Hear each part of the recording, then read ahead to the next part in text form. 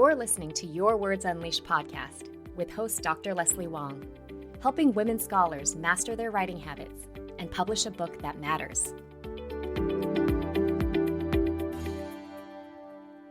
Today, we are going to be talking about academic freedom and the advocacy efforts that university faculty, staff, and students are leading to defend it. You might remember that on episode 93, I interviewed Dr. Heather Steffen from Faculty First Responders, which is a group that helps university workers who've been targeted online, usually for their politics or what they teach. This made me aware of the fact that there are multiple initiatives that have developed in response to the attacks on higher ed in the United States, and we will talk about another one of them today. So my guest is Dr. Alison Gash, co-founder of the group We Are Higher Ed, and also on the advisory board of the group Stand Together for Higher Education. And these two groups emerged roughly around the same time and have a lot of synergies. So we are going to talk about sort of a range of advocacy efforts.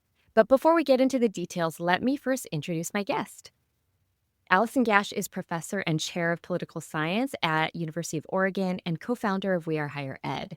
Her research focuses on the intersection of law and social policy, with a focus on race, gender, sexuality, gender identity, and youth-led advocacy movements. Her work has appeared in Washington Post, Washington Monthly, Politico, and other national media outlets. Professor Gash's education advocacy work at the University of Oregon and beyond has centered on supporting faculty who teach about resistance and resistance through an intersectional lens and communities at the center of the current attacks on higher education. So Alison, welcome to Your Words Unleashed. Thank you very much. Thanks for having me. So can you talk a little bit about your own advocacy efforts and what led you to start or co-found We Are Higher Ed? Yeah, absolutely. So, I think as with many advocates and activists, it really started out as an attempt to bring together folks that were similarly worried and similarly concerned and similarly affected by what was obviously going to be a changing landscape of policy.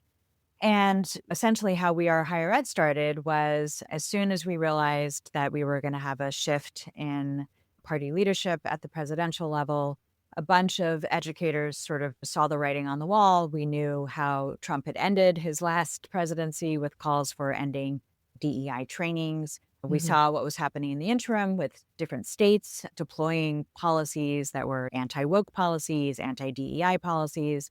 And we had read Project 2025, which was really explicit about the measures that were going to be taken against higher ed and against academic freedom, and particularly aimed at faculty and vulnerable communities. And so I basically put a call out on Facebook and Instagram and some other spaces and was like, are there other faculty out there who are worried? And if there are, let's come together and let's start talking about how we can engage in forms of mutual aid to support each other, to learn from each other. I was especially interested as a faculty member in a blue bubble to hear from my colleagues in Florida and Texas and other spaces about what they did, how they managed in the midst of their own attacks on higher ed that were happening a lot quicker than they were nationally. And so we came together. It was about roughly 30 of us at the beginning, and we started talking about ways that we could mutually support each other, whether that was creating lists of available faculty to write reviews, right? As folks came up for tenure, if you had a portfolio that was like about racial justice or about gender or tethered to any of the particular subjects that were now being barred, were there people that we could find to write reviews for those folks? And so we generated a list of folks who would be willing and able to write letters of review for folks coming up for tenure. So we started doing things like that. But then, other folks in other spaces, other colleagues started to really engage in responsive activism. So really doing letter writing campaigns, really calling for faculty to unite across discipline, across universities, across region, to denounce what was happening at the federal level. And so I reached out to some of the folks that were launching these campaigns and said, well, I've got 30, 40 folks in this group that are really interested in wanting to do some stuff. And so Daniel Lorison from Swarthmore, who is the other co-founder. I didn't know that. Yeah. We went to grad school together. Oh, no kidding. Oh my God. I know so many people who know Daniel from like various spaces. It's like, he also is in Philly and I'm from Philly. So, got it. Just all the lives crossed. But in any event, so he came over to our group and shared the draft of the letter that he had created and allowed us to sort of come in and redraft some of the language. And so together as a group, we crafted this letter. And then the letter got tons of signatures, which was really great. And so we realized, oh, we need a space and a thing to call ourselves. And so one of the folks in our group came up with the name We Are Higher Ed. And then we created a website to showcase the letter. And right around that time, the folks that organized Stand Together had also organized a letter. And so they were generating their letter and also getting a lot of signatures. And so we showcased their letter on our website. And so, it started to emerge that right around this moment, which was like roughly February, March of 2025, there were lots of groups starting to think about forms of resistance and lots of methods for coalescing faculty around, right, defending academic freedom, defending pedagogy, defending truth, defending evidence, all that stuff.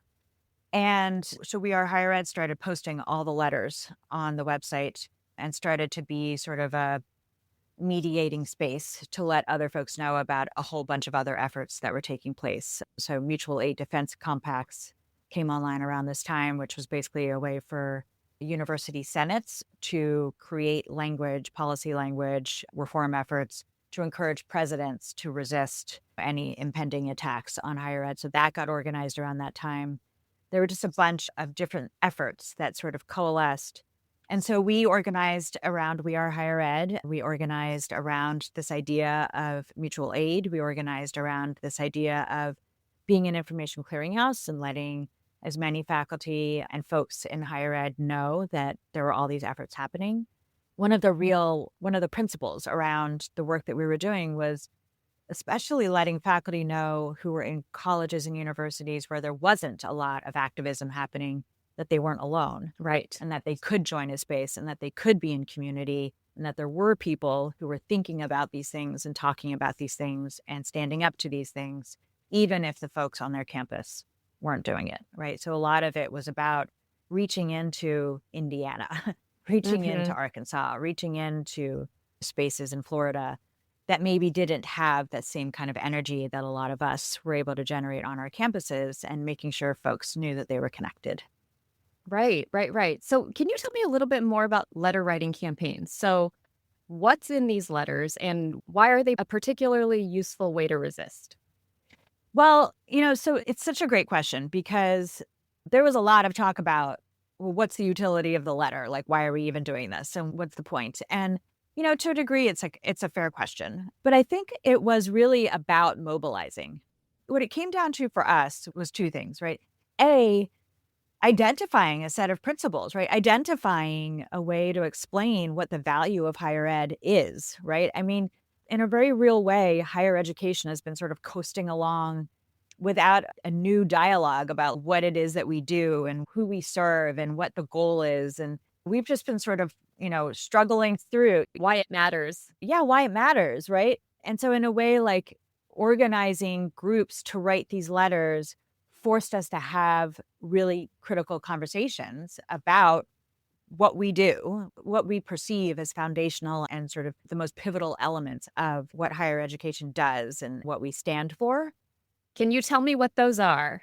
Yeah, absolutely. So they're in our letters, but it essentially comes down to academic integrity, right? Evidence, some adherence to like truth, facts, evidence, inclusion, right? So thinking about multiple perspectives, thinking about being an inclusive space for representing the realities and the experiences of, right, all the people who are in our classrooms and all the people who are in our histories and all the people who are affected by the stuff that we study, making sure that spaces are engaging, that those spaces are empowering, that those spaces are activating, that we're not shutting people down in those spaces. And those Mhm. are essentially sort of the core elements. Each of the letters that folks crafted had different sort of takes on those things, but I think fundamentally, right, those sort of four elements were in all of the letters. But the sort of practice of writing a letter and organizing around a theme of higher ed is important for democracy was also really Mm. critical, because that's the thing that sort of, I think if you're an academic, especially if you're an academic in the social sciences, it's like a no-brainer. Of course, higher ed is important for democracy, but being able to articulate why it was important for democracy and why the sort of first step in the playbook of folks who are trying to limit democracy always look towards education as a really fruitful space to minimize the reach of democracy. Being able to articulate that was, I think, really helpful. So on the one hand, there was a mobilizing element just to the drafting of the letters, but then sending it out and seeing how many people from different spaces representing different disciplines at different levels of leadership all signed off on this mission and this articulation of what we do. That was incredibly inspiring. And I think each additional signature hammered home for all of us, right? All of us who drafted, all of us who signed it, all of us who were hearing about it, that there was a community, right? That there is a community of faculty, of scholars, of educators, right? Of people sitting in educational spaces who are organizing around the same shared set of principles. And that, I think, sort of inspired more people to get involved and to catalyze the kind of community building that we needed to get sort of an organizational space to open up. So in a way, it was mobilizing for us, and it was also a signal to other faculty that we are doing stuff, right? That there is a fight happening. And then I think it also, for some presidents, for some leaders at universities, it emboldened them to resist. I think it allowed them to see that there were lots of folks that would back them up if they felt empowered enough to say, we're not going to stand for the sorts of constraints that are being placed on us. And then, of course, for the targets of these efforts, right? So for marginalized communities that were now being boxed out of the classroom, right? For BIPOC kids and queer kids and trans kids and right, all the many young people who were sort of being named in a Mhm. way in these laws that were limiting discussion about their histories and their realities and their identities. I think it also, the hope was that it was reaching into those spaces to say like, no, we're not gonna stand for this at all. Mhm, mhm. That is so amazing, so inspiring, and so it sounds like these letters were really, like, almost like mission statements Yeah, yeah, for higher education. I think that's right. If you go to our website and you look at the library of letters that we have, it's really like alumni started writing letters, which was really cool. So, like Harvard alums organized around this letter writing campaign, and then they organized advocacy campaigns. Crimson Courage, right, is a leader now in a lot of this higher ed advocacy. There were folks in the sciences that started to organize Stand Up for Science. I think maybe similarly organized around a letter or certainly launched a letter campaign and inspired other letter campaigns among faculty who were not normally like oriented towards the sort of advocacy space. So law schools got in on it, med schools, like faculty disciplinary associations started, and then groups of presidents. So I think Mm. the letter writing was sort of infectious, right? Who's the I think audience? But who's the audience for the letters? amazing question. So the hope was like, oh, the people that we're mad at will read these letters, which obviously they won't, because why would you do Right. that? And so I think the audience really was other people in education, alums, right? So anyone who's been impacted by higher ed, right? So it's one of the things that I think a lot of these organizational spaces were trying to achieve was to try to get everyone who had been in higher ed reinvested in higher Mhm, ed, right? To mhm. revisit like what higher ed did for them. And a lot of these letters, I think, were a way of communicating to them. We're all asking you for your help. We're all asking you to recognize that the experience you had as a student in higher education is no longer going to be the experience that's available to future students because of Mhm. these constraints and attacks. So we need you to join us. We need you to help us, right? Help us Right. make this case. And so I think part of the audience was that as well. That's a great question. Thanks for clarifying that. And so you've mentioned how, this is also about protecting democracy. So Yeah.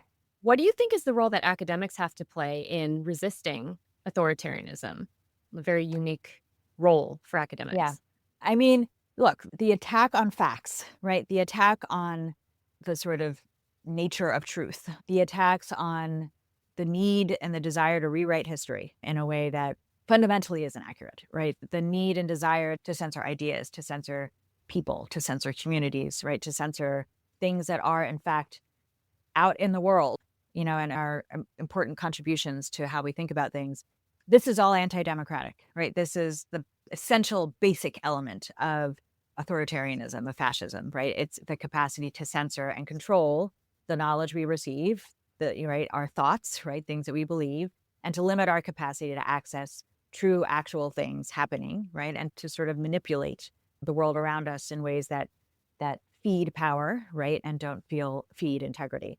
That's exactly where higher ed sits. That's what we do. We are in the business of truth. We are in the business of critical thinking. We are in the business of discovery. We are in the business of resisting thought control, of resisting the manipulation of truth, of manifesting evidence, of creating opportunities for critical thinking, of questioning, right? These are all things that are the foundations of democracy, the foundations of folks being able to be engaged in a civic minded way, right, in constructing their world, right, building a better world.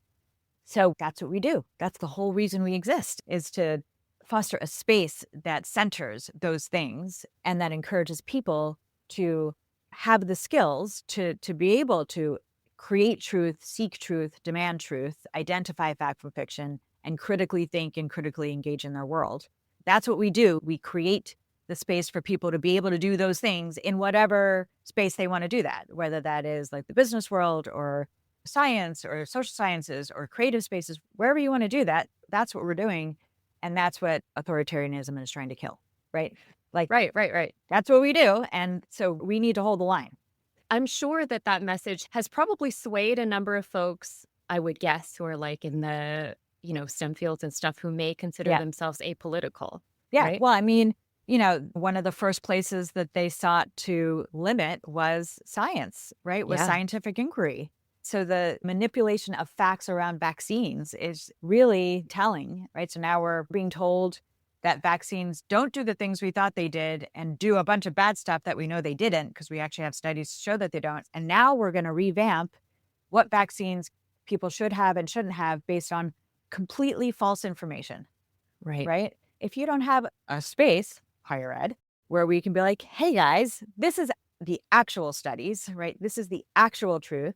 This is crazy talk. We're going to show you what's actually happening. How would we ever have the capacity to question a government that is trying to feed us a load of BS, pardon the potty mouth, but how would we ever have the skills to do that unless you have spaces that force you to confront the possibility that somebody is actually telling a lie?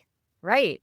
And so there's so much skepticism now Mhm. of truth amongst the general public, a lot of suspicion, I would say, of expertise and of higher education in general. So, what do you want the public to know about what's happening in higher ed and why it actually matters to their lives?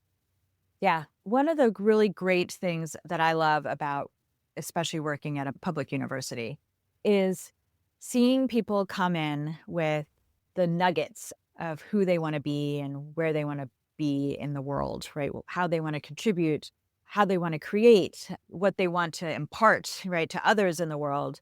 They come in with an idea of the sort of vagaries of that notion, but they don't have a sort of solid idea of what they want to do. And they Mhm. come out after 4 years of being told to think about stuff, of being told to think for themselves, of being told to absorb, but not absorb in order to follow, absorb in order to analyze, absorb in order to compare what's being told to you in one space to what's being told to you in a different space, and to try and resolve conflicts, resolve the complexities, right? That higher ed is not about mind control. It's about unlocking. It's about creating a mindset that is fundamentally about questioning, fundamentally about puzzling over things and trying to resolve puzzles and inquire about why things are the way they are and advocate for things that you think should change. And I see that every day in my students, in all of my students, that it doesn't matter sort of where they end up, right? It's true among the law school folks, it's true among the nonprofit folks, it's true among the folks going to business or whatever, but they come out with this feeling that they can enter the world with the skills they need to inquire about why things work the way they do and to make the best interventions that they think need to be made. What an amazing thing, right? What an amazing thing to be able to encourage young people to do, right? To have ownership over their thoughts, right? To have ownership over their creativity, to have ownership over the way that they want to contribute to this world, to have ownership over the possibility of hope and innovation.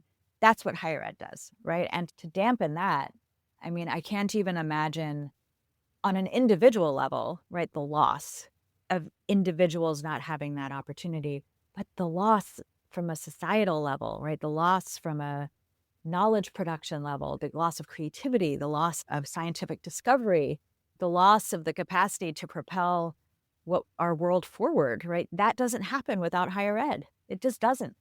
Right. And so, say, like, I don't know, a member of the general public is like, I didn't go to college. My kids aren't going to college. I don't care about higher ed. Is there anything you would want to make them aware of? I would say, first of all, lots of great things happen even if you don't go to higher ed, right? There's all sorts of spaces where folks can continue to refine how they think about things and interact with the spaces that they want to occupy. I have two children. One of them might not be going on to a 4-year college. They might go into the healthcare industry and they might get a specialized training in that space. And that's what works for him. And that's great. Right. Right. But even if you don't go to college, even if you are not invested in higher ed as a space to occupy, you benefit from it, right? You buy products that are made by people who have a higher ed degree. Mhm. You access healthcare that is managed by people who have a higher ed degree. Everywhere you are, right? Wherever you're working, I bet the vast majority of the space that you are working and the things that you like and the stuff that you enjoy and ingest and the things you purchase, right, or all The created or medicines you take? somehow, right, the medicines you take, all of these things were manifested by people who developed the critical thinking and creative skills to do what they do in higher ed. So even if you don't go to college, and you don't have to go to college, for some people, the dollars and cents don't make sense to do that because you can do something without having to go to college. But that doesn't mean there isn't utility in your life in terms of what it does for you. Yes. And I think just here, I'm just trying to push more of a message of interconnectedness, Yeah. like not just this us and them thing. We are all impacted by these attacks. The other thing to remember, especially when we're talking about public institutions, right? When we're talking about state funded public institutions, that's one of the biggest sources of upward mobility is attending college. And that message gets lost when we're focusing on Harvard and Columbia and these sort of elite institutions where Mhm. we're sort of recycling through folks with money. But when we're talking about public institutions, that's when you're talking about generational income increases, right? When you're talking about creating opportunities for your kids that you didn't have, that your parents didn't have. And so the spaces where upward mobility happens is exactly in those spaces, right? That's exactly one of the most pivotal goals and missions of public ed in particular. Right, right, right. Yeah. Thank you for articulating all of that. I know I was playing some devil's advocate, but I think it's Yeah, yeah, important yeah. just to like No. state these things. Yes. So if we return for a moment to the advocacy efforts that are happening, I know when I went on to your organization's website, there's a bunch of different groups on there that are doing Yeah. different kinds of things. So what's happening out there? So one of the really interesting things that happened as a function of states starting to clamp down on higher ed and then the federal government jumping in and starting to clamp down on higher ed is that faculty, other educational leaders felt compelled, right, called to organize other faculty to actually sort of formalize that organizational space into groups like Stand for Higher Ed, into other efforts. It also encouraged groups that were doing advocacy in other areas to turn their attention to higher ed. So, one of the efforts that's being organized is called Five Pillars. And so that's a coming together of the AAUP, which is the American Association of University Professors, HELU, which is the Higher Ed Labor Union. So, AAUP and HELU are both labor oriented, but they've sort of blossomed out into really sort of organizing a higher ed advocacy space. And they're Mm. bringing in folks from the Sunrise Movement and folks from Indivisible and folks from other spaces that were organizing around other issues and are now organizing around higher ed. So some of the stuff that also happened was you have other groups that are now organizing these sort of corollary organizations geared and tipped towards higher ed advocacy. everyone started to try to figure out what they could do and how they could organize all of the folks in the higher ed space to fight back. Because one of the things, right, that's always been true about higher education, and I think one of the reasons why it's always been like a enticing space for advocacy of whatever kind, is that there's so many people, right? Like if you can get higher ed in your advocacy space, that's a bunch of people, right? That's a bunch of Right. actual bodies, but it's also generations of people, right? Right. You can make a whole generational change if you target the places where young people are. This is like the whole point of the free speech movement, was like, if we can sort of engage students in sort of thinking about and pushing for speech, whatever variety that may be, the 60s free speech movement or the more recent conservative free speech movement, they focused on colleges as sort of a space to do that. And so part of the thinking was like, if we can just harness even a tiny percentage of the thinking, of the brain power, of the bodies, of the passion of higher ed, we can be really effective. And so I think part of the thinking on the organizational front was like, we could just do this. We can organize all of these people to make a splash. And then there were other groups that were thinking, oh, yeah, we can organize these folks. We can come in and organize these folks to do some stuff. Then there were folks who were thinking like, well, faculty are organizing, but faculty are different from deans, right? Or mid-level program managers. And so there were efforts to organize the mid-level spaces, right? So like the program directors and the deans and the former presidents and the folks that lead research institutes and spaces like that, they organized as well around a sort of single vision. So they have an organizational structure that they're putting together as well. And then now there's actually an organization called the Alliance for Higher Education. And so they just organized essentially as an umbrella organization of the myriad sort of various organizational efforts. Because where we sit right now is we've sort of over-organized.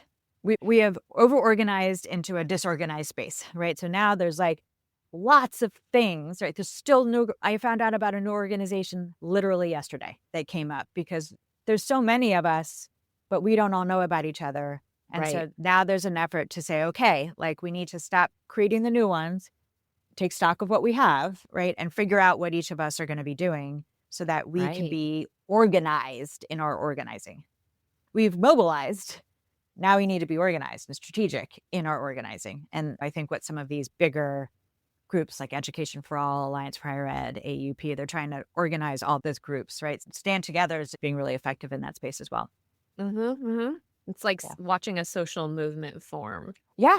Yeah. Right. It's watching a social movement and trying to like compel the creation of a more coherent network.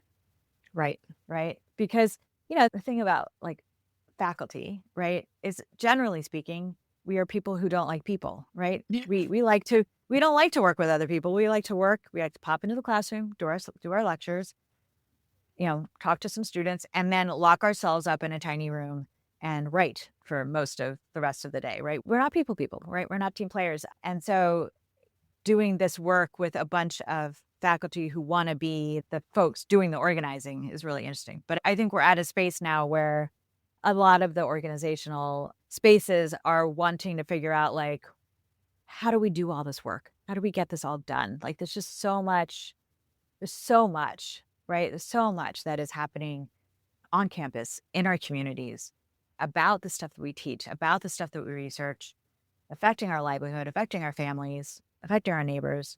Like, how do we contribute in a way that makes sense and has an effect? And I think that's where we are in year 2, is exactly in that space. Yeah. And just so people know that like there are resources and they don't have to create a lot of them. Yeah.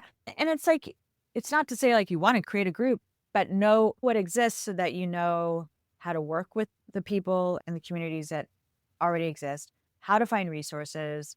One of the great things about Stand Together is that one of the things that they're aiming to do is help faculty create other Stand Togethers on their campuses. One great way to be an advocate and to sort of be pulled into a infrastructure that already exists is instead of building your own new organization, build a Stand Together chapter. Start one on your campus. Start one in your city. Maybe you can collaborate with other colleges in your space to do this. That's a really great way to take leadership, right? To be a leader, but also to be brought into a coalition, right? So Stand Together is right. It's a coalition with We Are Higher Ed, with AEUP, with Alliance for Higher Ed, right? So that's a really great organizational creative space, right? Where you can actually think about creating your own advocacy space, but then be tethered to these resources. Right. And you mentioned students before. Yeah. So, m- can students be involved in these initiatives, or do you Yeah, encourage them to go, okay? absolutely. Yeah. There's actually been a push to make sure that students are involved in all of these spaces. A lot of the stuff that We Are Higher Ed was doing initially was it was all teach-ins, right? So it was all about bringing students together with faculty to hold resistance spaces that were all about sharing knowledge, right? And it was really cool to see. One of the best things in a way that like Trump has done is it's made like learning radical, right? And so it's like, right, to have these like revolutionary spaces where we're sitting around talking about political philosophy, like I'm all for that. That's awesome, right? A lot of these sort of resistance and advocacy strategies have been about creating opportunities for student faculty partnership. Five Pillars is partnering with the Sunrise Movement. Sunrise Movement is all student led. They're a pivotal partner in everything that's happening in that space. I know Alliance for Higher Ed is planning on having students involved as part of the outreach that they do. And We Are Higher Ed is certainly, we're an incubator. So like if students have an idea of how they want to pitch something and they want, people at different universities to do a thing, right? Hmm. It's a great space to just say, guys, can you help us amplify what's happening in our space? Can you get the word out that we're doing these things? Can you give us feedback? Can you partner with us on these things? Yeah. I think there's ample desire and intention to make sure that students are centered. And as with any moment of like crisis, it invites an opportunity to ask the important questions. And so one of the most pivotal questions that's being asked in every space that I've been in is the cost, right? Mm. The cost of of a higher ed education, right? The cost of college and university, and whether we are giving our students the adequate opportunity to be in these spaces, right? Whether the costs have become so outrageous that half of our students can't even attend, whether we really are attending to the interests of students in all the different sort of economic spaces and all the different sort of identity spaces, right? Are we dialed in to the stuff that they need and they want for their future? So it's requiring us to have those conversations, to revisit the costs, to revisit the value, right? To make sure that like it's not parties that are controlling that dialogue, but it's about faculty and students and education leaders organizing that dialogue. That's a conversation that's happening in tandem with this sort of more defensive posturing. Hmm. Hmm. So, super informative. Just one last question for Yeah. you, Allison. This is a very dark time as morale is very low. What are you seeing in your organizing that's giving you a sense of hope right now? It's a great question. And I always have the same answer, which is the elixir to authoritarianism is community. Being in spaces of building relationships, of engaging in connection to other humans who have a shared desire to move through this in a way that protects as many people as we can, protects as many values as we can. Authoritarianism wants you to isolate, right? Authoritarianism wants you to doom scroll, Mm. be on Facebook and yelling in a quiet room. It wants you to withdraw from society. And so the best way that we can combat what it wants us to do is to be in community with other people, right? And that could be at a protest, that could be at your church or at your synagogue or other spaces of religious communion. That could be at a coffee shop, that could be at a food pantry, wherever it is that you can find people that you can lean on, where people can lean on you, where you can sort of mutually reinforce your desire for something different, where you can process your Mhm. exhaustion, right? Where you can process being a parent and having to raise kids in the midst of this craziness, like where you can do all of those things in community. That's where the hope is, right? It's in those relationships with other people. Because once you realize that there are other people who want the same things that you want, who are willing to work for the same things that you want, that there are other people that you can help, right? By reaching out and asking, what do you need? How can I help? Can I buy you Mhm. groceries, right? Can I drive your kids to school because you can't leave your house right now because of ice, right? What can I do for you? Just that simple act can profoundly reshape your sense of doom and will also profoundly shape the person that you're interacting with and their sense of doom. It's a simple answer, but it's really hard to like find the spaces to do that. It's really hard, especially when when you're under attack and you're exhausted and you're feeling just drowned out by all the things that are happening in our lives. It's really hard to sort of do the work to try to figure out like, okay, well, how can I connect and where can I plug in? And but there's so many different spaces out there. And that's something that, for sure I'm happy to help people problem solve if people want to reach out. That's been the most profound source of hope for me is Mhm. in the building of community, in the creating of community. Yeah. And it's something Yeah. that I try to do in my work. I try to do this for my students. I try to do this for my faculty. I try to do this in these Yeah. advocacy spaces. Thank you so much for creating these spaces and for sharing all about what's happening because I know a lot of people are really interested. They don't necessarily know where to go. So, if folks want to get involved with advocacy work, where are the best places to go to find out more? Head on over to the We Are Higher Ed website. You can certainly get involved with us if you have an idea of how you want to pitch something. We've got loads of people who are ready and willing to get involved in a bunch of different advocacy efforts. There's also other organizations listed on our website.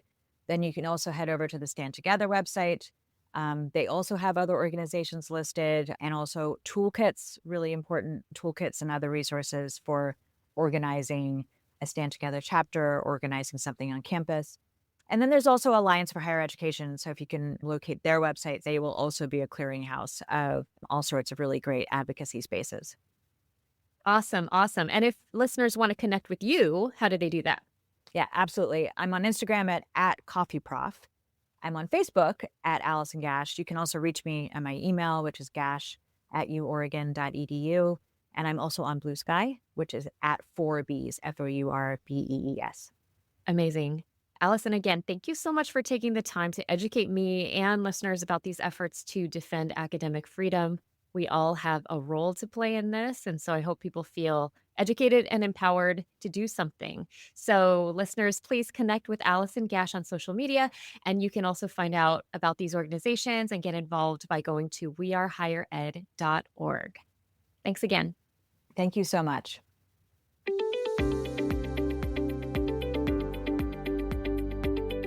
Thanks for tuning in to Your Words Unleashed podcast. If you enjoyed this episode, please share it with other writers or leave a rating and review. To find the full transcript and catch all the latest from me, check out my website, yourwordsunleashed.com. I'll talk to you next time. Happy writing!